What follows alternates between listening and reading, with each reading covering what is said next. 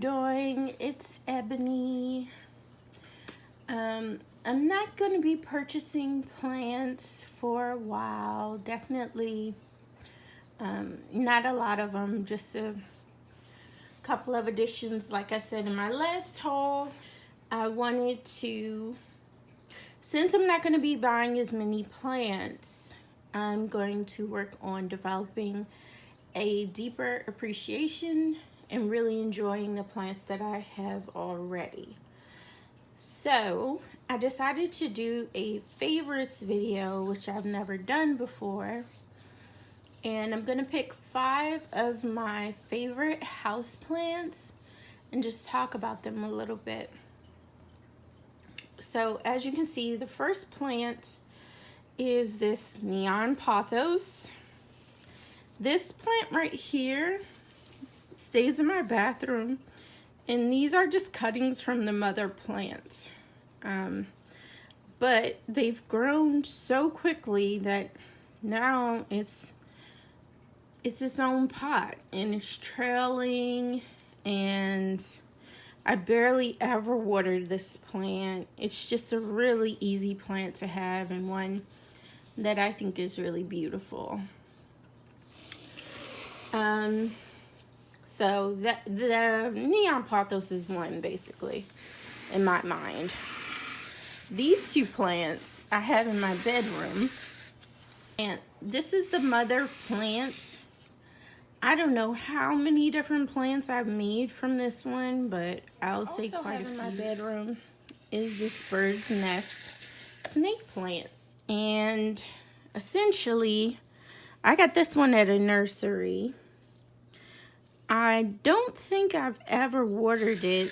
I've had this plant for probably 2 or 3 months now, and it's doing really well. The other day I did kind of go in it and pull out any little dried leaves like this, but I didn't water it because every time I water my snake plants, it's like the kiss of death. They don't like being watered, so I didn't. And he's still doing just fine. But I really like the way that these 2 plants complement each other,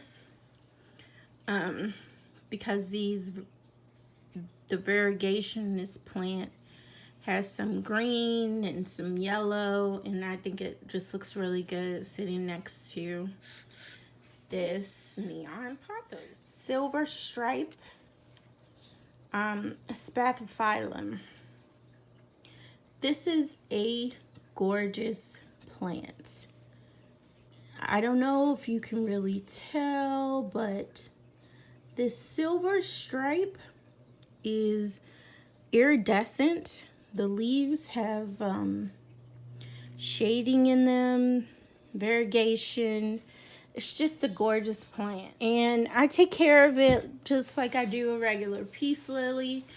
I wait until it starts to wilt a bit, then I touch the soil, and if the soil is completely dry, then I water it.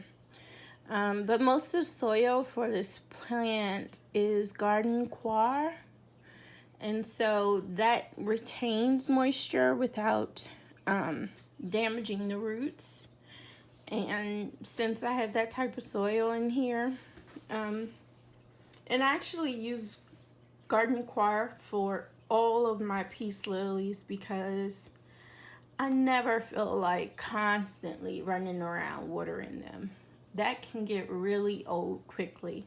So since I don't like doing that, I just added the garden coir, and you know, he doesn't even need to be watered that often. This next plant is a pot of trailing jade. I purchased one 2-inch pot of trailing jade a couple of months ago from Home Depot, and I immediately started propagating it. So if you look at this plant, you can tell well, you can tell some where I did my cuts. So you see like right here, that's where I took a cut. It grows really quickly. It's very easy to take care of because it's still succulent. So I really don't water it very often at all. I've been keeping it in my cold frame.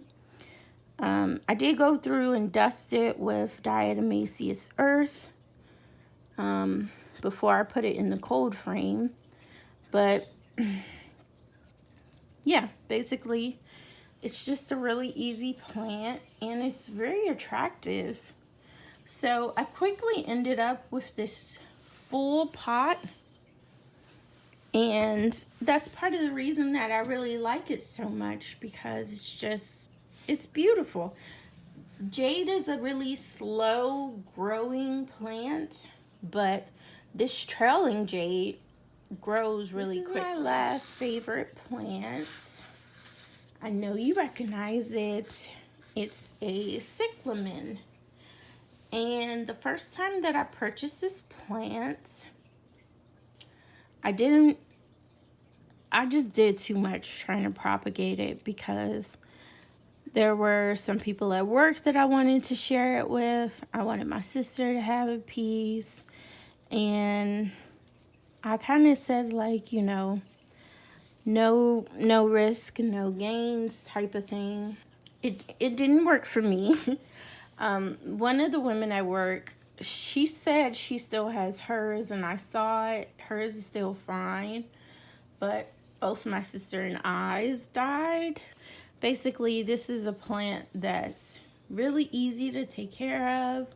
It's my understanding that this will be blooming all winter. Oh, I got a yellowing leaf down here. I'm gonna pull it. The whole world just stops for this thing when it's ready to be watered. But I have to appreciate it, because at least it's telling me what it needs. And the way that I water it now is from the bottom. And I actually just sit it in this tray. Let me go back a little bit. I just sit it in this tray, in this pot, and I put some water in that way. And I think that I've been using distilled water, or water that's been sitting out a long time. And then it actually goes in a pretty bright window every now and then. But, I mean, look at this. This is gorgeous. These leaves with this little variegation, they're just very, very attractive. And these flowers are really cute because they have kind of like, they're like flowers with a twist. So I love this plant. I think it's very beautiful. And I'm hoping I'll get to have it for a long time.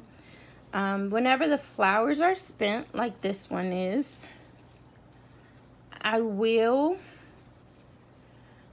pull it out or cut it out. In this case, I'm just pulling that part off. But I don't keep, you know, dead, droopy, sick-looking flowers on any of my plants, because what's the point in that? But then you can tell, like, all the new flowers that are going to bud soon. And from what I've researched, basically it's going to bloom all winter. So, yeah. This number 5, it's the last but not the least.